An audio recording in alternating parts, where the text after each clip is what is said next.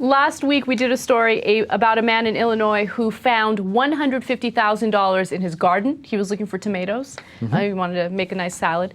And he found that sack of money, and he decided, okay, instead of... Two duffel bags. 2 duffel bags full of cash. Instead of keeping that money, he decided to call authorities, and then authorities took the money, right? And they claim that they're going to try to figure out who it belongs to.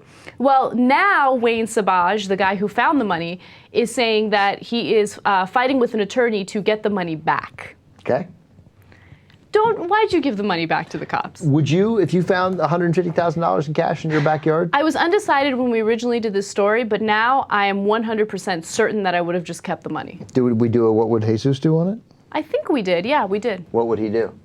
That's a stupid question. Yeah, that's a sorry. dumb I'm sorry I asked. Ben, I know you're not here every day, but come on. No, I'm sorry I asked. It was insulting to ask. Right, Congratulations on your $150,000 windfall. There are risks with taking that money, though, because you don't know where the money came from. I'd call the cops. You would call the cops, Unquestioned. yeah.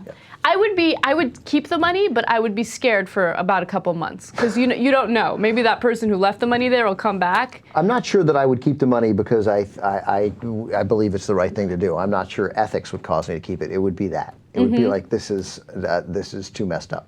Right. And I would hope that there was some process where if it weren't claimed, I would get the money back. You'd probably do that half-assed conversation first, where you call the cops. You're like, what if a person found 250, and then like, what happens if nobody claims it? When might that person get that money back? It hasn't happened to me. I'm just having a conversation with a friend. They can get that money back, and they have to fight with a lawyer to get it back, by the way, after a year. If no one claims that money, then they can come back and say, look, no one's claimed the money, time to pay out. Yeah, I'm really curious to see what would happen if no one claimed it at all. Like, would the police department just use it?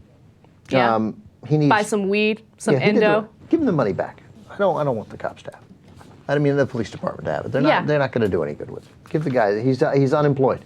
He's been out of work for 3 years. He lives with his 78-year-old father. By the way, this part kind of broke my heart. He's an unemployed man, as you mentioned, and when we originally did this story, we showed a video of him and his teeth. He has almost no teeth. And he says, if I get that money back, the first thing I'm going to do is go to the dentist and fix my teeth. And I was just like, oh, I really hope he gets that money back. But there's a number, and I don't want to keep dwelling on it, but like, okay, $150,000, I would return it. $350,000. Because the fear increases, but so does the life-changing nature of it. Right. $3 million.